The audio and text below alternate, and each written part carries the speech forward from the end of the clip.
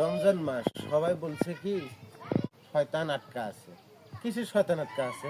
এই যে নামাজের সময় ছোট বাচ্চারা নামাজে যায়, তার সুযোগ পায় না।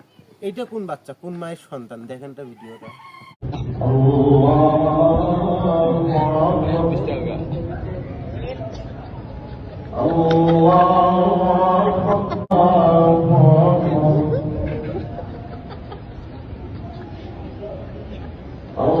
দেখছেন, মোবাইল পুরোনো হয়ে গেলে, বয়স হয়ে গেলে রেস্টার দেয় মানুষ।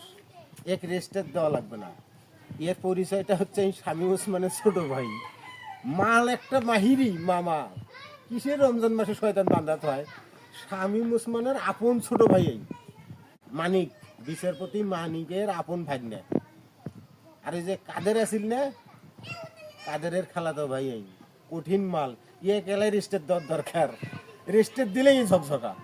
তো ঠিক আছে, আপনারা থাকেন, আমি যাই গিয়া।